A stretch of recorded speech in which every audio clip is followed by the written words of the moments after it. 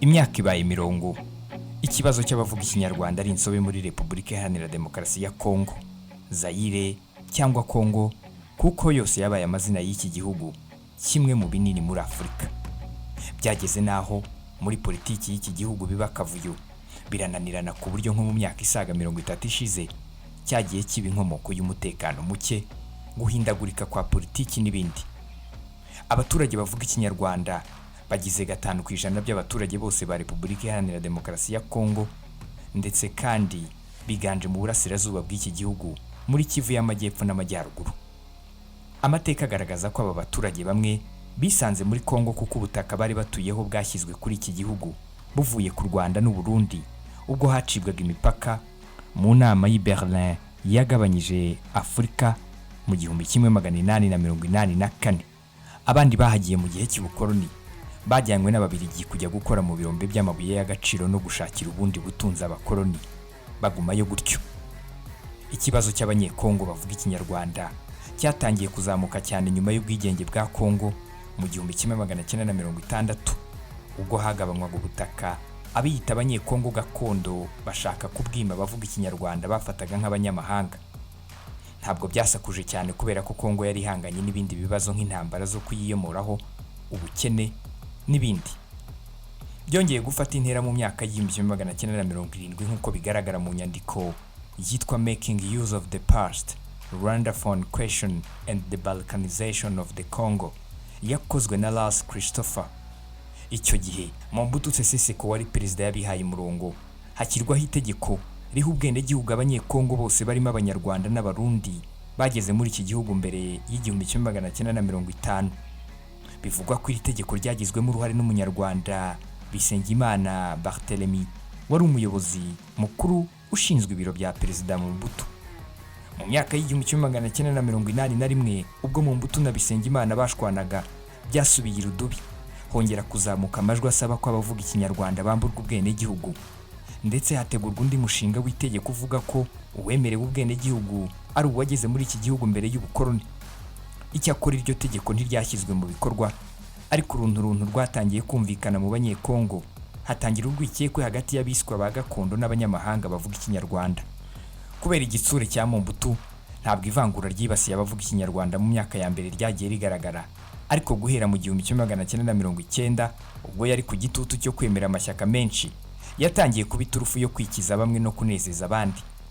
Mobutu washinjwaga korohera abavuga ikinyarwanda agakabya, yatangiye kwiyegereza abaturage gakondo mu gihugu hose, by'umwihariko muri Kivu zombi. Hashinzwe icyitwa Inama Nkuru y'Ubusugire, Conférence Nationale Souveraine, yo kwiga ku hazaza h'igihugu kiyobowe na demokarasi ishingiye ku mashyaka menshi aho kuba MPR ya Mobutu yonyine. Mu nshingano z'iyi nama hari harimo gushyiraho itegeko nshinga rishya, guverinoma, inteko ishinga amategeko na komisiyo y'amatora. Ibiganiro by'iyi nama byagombaga kwitabirwa n'abayobozi mu nzego zose kugira ngo hasaswe inzobe.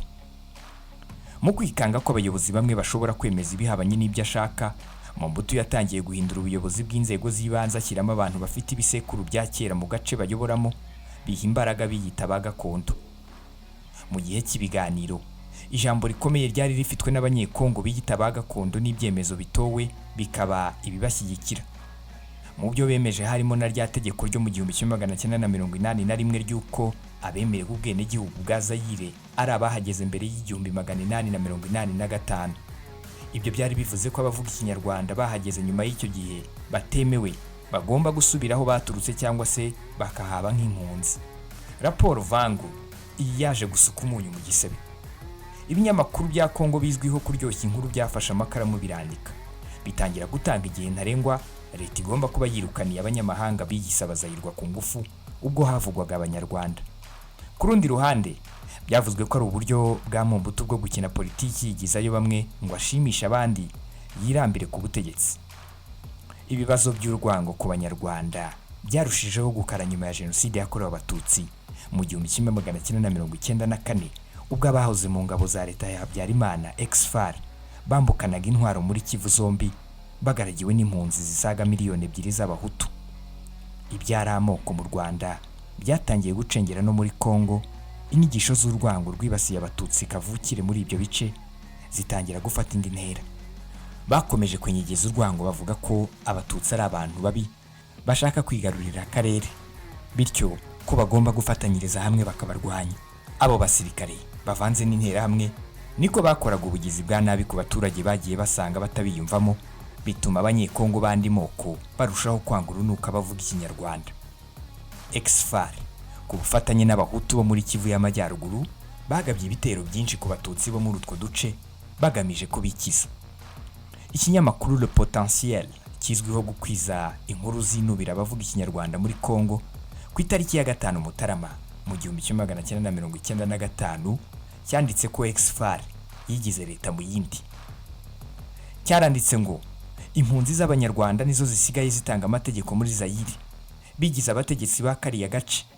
Abaturage ba gakondo bakuwe mu byabo ku ngufu n'impunzi z'abahutu zifatanyije n'abahutu biwacu.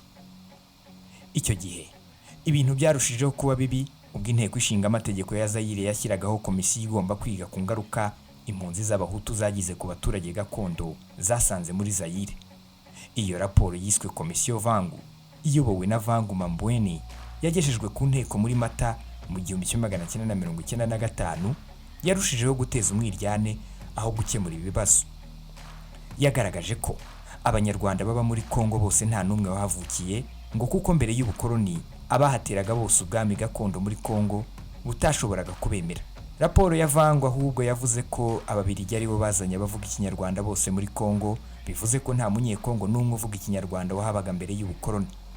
Iyo raporo yanenzwe kugendera ku bitekerezo biri mu rwango rw'abaturage ba gakondo bo muri Kivu zombi aho gushingira ku bushakashatsi n'ubusesenguzi bwimbitse. Ni raporo yayobowe n'amarangamutima dore ko abayikoze nabo bari bafite uruhande babogamiyeho. Hashingiwe ku myanzuro nama yafashwe na Komisiyo Vangu tariki 28 Mata mu 1995, inteko ishinga amategeko ya Kongo yatoye yemeza ko abantu bose bavuga ikinyarwanda birukanwa mu gihugu kuko icyo bagamije ari akaga ku gushinga igihugu cy'abatutsi cyangwa icy'abahutu muri Kivu zombi. Iyo raporo yakurikiraniweho hafi n'abaturage benshi ba Kongo, ndetse byongera urwango bangaga bavuga ikinyarwanda bose, ku buryo n'ababaga batekereza ko bamwe muri bo ari abavandimwe batangiye guhindura imvugo. Ibinyamakuru byaranditse karahava bihatira leta ya Mobutu kwirukana abo banyamahanga, ndetse bimwe bimushinja kuborohera. Muri Kanama mu 1995 leta ya Zaire yirukanye ku butaka bwayo impunzi z'abanyarwanda 15,000, ariko ibinyamakuru byakomeje kwandika bisaba ko bose bahashira. Raporo ya Vangu yagaragaje ko abanyamurenge n'abatari abenegihugu ko ari impunzi z'abanyarwanda zihinduye abenegihugu ku ngufu n'amayeri, nabo byategetswe ko birukanwa hamwe n'abandi banyarwanda bagasubiraho baturutse. Ku rundi ruhande u Rwanda rwo rwasabaga Zaire gushishikariza abaturage barwo bashutswe na Exfar gutaha ikambura intwara abazifite cyangwa se ikabashyira kure y'umupaka warwo kuko bahungabanyaga umutekano. Ku bijyanye no kwirukana n'abandi bavuga ikinyarwanda, u Rwanda rwabyamaganye rwivuye inyuma. Ku itariki ya 28 Ukwakira mu 1996, Perezida Pasteur Bizimungu yabwiye abanyamakuru ko Kongo niba ishaka kwirukana abanyamurenge ibirukanana n'ubutaka bwabo. Uko gushwiragiza by'umwihariko abatutsi bo muri Kongo bari bamaze iminsi bibasiwe n'andi moko baturanye, byatumye mu 1996 bihuza n'ingabo za Laurent Désiré Kabila batangira intambara yo gukuraho ubutegetsi bwa Perezida Mobutu yarangiye imukuyeho mu 1997. Nyuma yo gufata ubutegetsi, nubwo benshi mu babumugejejeho hari abanyarwanda n'abanyekongo bavuga ikinyarwanda, Kabila yatangiye kubigizayo mu 1998 amaze gushwana n'u Rwanda.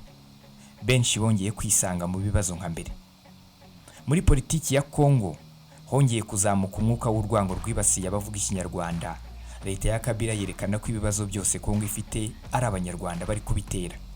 Na nyuma y'urupfu rwa Kabila mukuru, byarakomeje kugeza ubwo Laurent Nkunda yashingaga CNDP avuga ko aharanira uburenganzira bw'abakoresha ikinyarwanda muri Kongo. Amasezerano Kongo yasinye yaje no kwanga kuyashyira mu bikorwa. Nkunda ndetse na CNDP bagaragaje ko ikibazo gikomeye bafite ari uguhezwa, kugirirwa nabi no kwimwa ibindi byiza by'igihugu andi moko ahabwa. Bararwanya, ariko muri Werurwe mu 2009 leta na CNDP bigera ku bwumvikane. Ingabo za Nkunda zemererwa kujya mu za leta CNDP isigara ari umutwe wa politiki. Mu matora ya perezida ya 2011 CNDP yari inyuma ya Joseph Kabila, icyakora muri 2012 byarahindutse. Ibyo bari bemeranyije ijya kumushyigikira yanga kubishyira mu bikorwa, aribyo byatumye havuka M23. M23 guhera mu gushyingwa muri 2012 yarwanye n'ingabo za Kongo, ndetse uwo mutwe uza gufata umujyi wa Goma.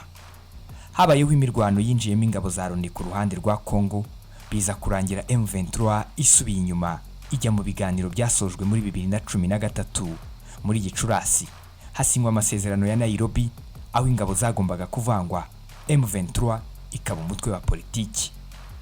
Igice kimwe cya M23 cyahungiye mu Rwanda, ikindi gihungira muri Uganda, mu gihe hari hagitegerejwe ko Kongo ishyira mu bikorwa ibyo yemeye. Kugeza amagingo aya Kongo ntirakira mu bikorwa ibyo yemereye M23, ari nabyo byatumye igice cyahungiye muri Uganda gihaguruka kigafata intwaro ngo kibutse leta ya Felix Tshisekedi ko hari amasezerano batubahirije. Byari no mu ntego za mbere za Tshisekedi, kuko kugarura umutekano mu burasirazuba bwa Kongo biri mu byo yemereye abaturage ubwo yiyamamazaga muri 2018. Hashize icyumweru hatangiye umwuka mubi hagati y'u Rwanda ndetse na Kongo. Repubulika Iharanira Demokarasi ya Kongo ikomeje gushinja u Rwanda gutera inkunga umutwe wa M23, mu gihe ariko mu minsi ishize mike yarashe ibisasu bikagwa mu Rwanda bigakomeretsa abaturage benshi. Iki gihugu kandi giheruka gushimuta abasirikare babiri b'u Rwanda kivuga ko bafatiwe ku butaka bwacyo. Umuvugizi wungirije wa guverinoma y'u Rwanda Alain Mukurarinda ku munsi w'ejo yavugiye kuri televiziyo y'igihugu ko ibibazo bya M23 ari iby'abanyekongo kandi nibidakemuka bizakomeza bikazurungutana. Yavuze ko Kongo yashimuse abasirikare babiri bari ku burinzi ku nkiko z'u Rwanda yitwaza ko bari barenze umupaka. Ati babisesengure, abantu babiri bakwinjira bakagenda kilometero 20 bafite ibyangombwa, bafite imyambaro ya gisirikare, ikintu cyose kibaranga ari ingabo z'u Rwanda, baba ari bazima mu mutwe. Icyo ni ikimenyetso kimwe abantu bagitekerezeho. Yanakomereje ku bisasu Repubulika Iharanira Demokarasi ya Kongo yateye u Rwanda bikagwa mu Rwanda bigakomeretsa abaturage, ku Rwanda rugitabaje itsinda ry'akarere ngo rirebe aho byavuye rinagenzure rirebe n'uwo birashe. Ati niba tuvuze ngo ibisasu byavuye muri Kongo ntabwo ari amagambo, dufite nabo byaguyeho, dufite nabo byakomerekeje. Imana ishimwe ntawe byahitanye, ariko byarasenye, byarakomerekeje. Ibyo ngibyo ntabwo u Rwanda rwahagurutse ngo rujye mu itangazamakuru rusakuze ruvuze induru, ruvuze y'abahanda ngo baturashe bagize gute. Ati oya, hari uburyo bwashyizweho duhuriyemo na Kongo cyangwa se n'uburyo bwagutse burimo n'ibihugu byo mu karere. Icya kabiri, u Rwanda rwavuganye na guverinoma ya Kongo, Minisitiri w'Ububanyi n'Amahanga yavuganye na mugenzi we, Nyakubahwa Perezida wa Repubulika yabwiye mugenzi we. Mukurarinda yavuze ko ubwo ibisasu byagwaga u Rwanda rwari rufite uburenganzira bwo kwirwanaho. Ati natwe tukaba twatera ibindi, ariko ntabwo ari yo nzira duhitamo. Yakomeje agaragaza ko ari ubushotoranyi. Ati umuntu ashobora kwibaza niba atari n'uburyo bwo gushaka kutujyana mu bibazo bya Kongo. Icyakora ngo igihe uburyo bwo kuvugana bugihari, Abanyarwanda ntibagire impungenge kuko hari ubushake bwo kuvugana na Repubulika Iharanira Demokarasi ya Kongo. Yakomeje agira ati umwuka wo kurwana ntawe uhari, iyo uza kuhaba bari kurasa kuri teritwari y'u Rwanda mu kwezi kwa gatatu ukihangana, bakongera mu kwa gatanu nawe ukarasa, ntabwo bivuze ko u Rwanda rudashobora kurasa. Ni ukuvuga ngo ku ruhande rw'u Rwanda umwuka wo kurwana ntawe uhari. Umwuka uhari ni wo gukemura ibibazo mu nzira izo arizo zose, mu nzira zagutse cyangwa se n'izifunze zirimo abantu bakeya, kugira ngo haboneke umuti w'ikibazo urambye. Yanavuze ko ubushotoranyi bukomeje, u Rwanda ruzakora ibishoboka byose kugira ngo ubwo bushotoranyi butajyana ku ntambara. Yakomeje agira ati u Rwanda rwiyemeje gukora ibishoboka byose kugira ngo bufatanye na Kongo, ubufatanye n'ibihugu byo mu karere, kugira ngo kiriya kibazo gikemuke binyuze mu nzira y'ibiganiro n'imishyikirano. Ati runasaba kandi ko imyanzuro iba yafashwe ishyirwa mu bikorwa, kandi ko Kongo yagerageza guca mu nzira ziba zateganyijwe, atari amagambo asa naho abakongeza bagerageza kuyagabanya. Yavuze ko nk'umuyobozi wari wasabye abaturage gufata imihoro ko abakwiye kwamaganwa kandi agafatirwa ibyemezo. Nyamara ngo babona ku rundi ruhande rwa Kongo guverinoma ibigendamo bigura intege. Gusa ngo ntibyaca u Rwanda intege. Mukurarinda kandi yanabajijwe ku mikoranire ishoboka na Uganda iheruka gukomozwaho n'umugaba w'ingabo zirwanira ku butaka muri icyo gihugu Lieutenant General Muhoozi Kainerugaba. Harimo aho yavuze ko ibihugu byombi bishobora gufatanya guhangana na FDLR mu cyo yise Operation Rudahigwa. Mukurarinda yavuze ko byaba atari bishya kuba ibihugu byo mu karere byafatanya ngo bivaneho akavuyo k'imitwe yitwaje intwaro mu burasirazuba bwa Kongo. Gusa yirinze kuvuga kuri ubwo bufatanye ko hazakomeza gukorwa ibishoboka byose ngo haboneke amahoro kandi binyuze mu biganiro, kuko intambara nta nyungu n'imwe yazana. Yakomeje agira ati nta nyungu n'imwe u Rwanda aho rugana aho rugeze aho ruvuye rufite mu gusubira mu ntambara. Yavuze ko ibikenewe ko Kongo ishyira mu bikorwa ibyo iba yiyemeje, yaba inafite ikibazo ikakivugira ahantu gikwiye kuvugirwa aho kujya mu itangazamakuru no mu nama runaka bitari ku murongo w'ibyigwa. Ku rundi ruhande ariko, Minisitiri w'Ububanyi n'Amahanga Dr Vincent Biruta yatangaje ko nyuma y'ibisasu ingabo za Repubulika Iharanira Demokarasi ya Kongo FARDC zarashe ku Rwanda, Perezida w'u Rwanda yabwiye mugenzi we Felix Antoine Tshisekedi ko byashobokaga ko ingabo z'u Rwanda zisubiza kandi ko iyo bikorwa byari kuba byubahirije amategeko. Ibi yabigarutseho mu ijambo yagejeje ku bayobozi bitabiriye inama yiga ku kibazo cy'iterabwoba yabereye i Malabo ku itariki ya 28 Gicurasi 2022. Ni inama yabaye nyuma y'iminsi mike izi ngabo za Kongo FARDC zirashe ku butaka bw'u Rwanda mu karere ka Musanze, ndetse nyuma yaho zigashimuta abasirikare b'u Rwanda nk'uko byatangajwe na Minisiteri y'Ingabo y'u Rwanda. Minisitiri Biruta yabwiye abari muri iyi nama ko bibabaje uburyo Repubulika Iharanira Demokarasi ya Kongo yihutiye gushyira iki kibazo ku Rwanda kugira ngo yirengagize inshingano zayo. Ati hejuru y'ibyo Kongo yagiye igerageza inshuro nyinshi gushyira u Rwanda mu bibazo byayo bwite bijyanye n'umutekano. By'umwihariko hamaze iminsi hari ibikorwa by'ubushotoranyi by'ingabo za Repubulika Iharanira Demokarasi ya Kongo ku Rwanda birimo no kurasa ku butaka bw'u Rwanda, ibikorwa ubundi mu busanzwe bitakwihanganirwa. Yagaragaje ko ibisasu byarashwe n'ingabo za Kongo ku Rwanda ari ubushotoranyi byakomerekeje abantu ndetse bigasenya n'inzu. Ati ubu bushotoranyi buherutse kuba mu cyumweru gishize ubwo ingabo za Repubulika Iharanira Demokarasi ya Kongo zarasaga ku butaka bw'u Rwanda zakomerekeje abasivile ndetse birasenya. Yavuze ko ubu bushotoranyi bwaje bukurikira ubwari bwakozwe n'ubundi n'ingabo za RDC tariki 19 Werurwe 2022 nabwo zirasa ku butaka bw'u Rwanda. Yagaragarije abari muri iyi nama ko byari kuba byubahirije amategeko iyi ngabo z'u Rwanda zihitamo gufata icyemezo cyo gusubiza nazo zikarasa kuri Kongo. Minisitiri Biruta kandi yavuze ko nubwo byari kuba byubahirije amategeko y'u Rwanda rusubiza, ariko u Rwanda rwahisemo ko urwego rushinzwe gukurikirana ibibazo bihuza imipaka rukora iperereza kuri ibi bikorwa by'ubushotoranyi. Ati reka nibutse umuvandimwe wanjye wo muri Kongo, namubwiye ko u Rwanda rufite uburenganzira bwo gusubiza.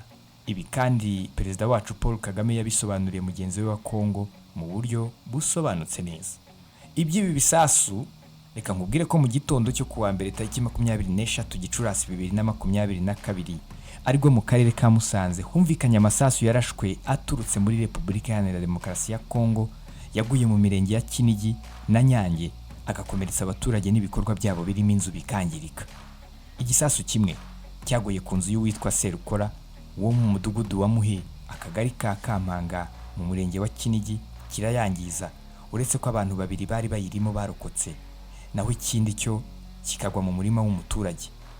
Mu itangazo ryashyizwe hanze n'ingabo z'u Rwanda RDF ryahamije aya makuru ndetse rivuga ko RDF yifuza ibisobanuro ku ntandaro y'ibi bisasu byaturutse muri Kongo. Ibikorwa byangiritse birimo inzu ya Serukora ikoreramo akabari iri mu murenge wa Kinigi, naho umurima waguyemo ikindi gisasu wo waruhinzemo ibirayi, gusa nta muntu wakomerekeye. Uyu murima uri mu kagari ka Nyonirima mu mudugudu wa Butorwa mu murenge wa Nyange, akagari ka Ninda mu mudugudu wa Nyabutaka hatewe ikindi gisasu gikomeretsa uwitwa Ingabire Vestine w'imyaka 21 kimusanze ari mu murima aho yakomeretse bikomeye ku kuguru. Ngibyo bimwe mu byo twabashije kukwegeranyiriza bigendanye naho ikibazo cyatangiriye no kugeza amagingo aya ngaya. Ese wowe udukurikiye muri kano kanya niki wabivugaho? Nitwa Simeon Stizo Muhumuza, iyi ukurikiye ni One Nation Radio, ijwi rya diaspora. Mugire ibihe byiza.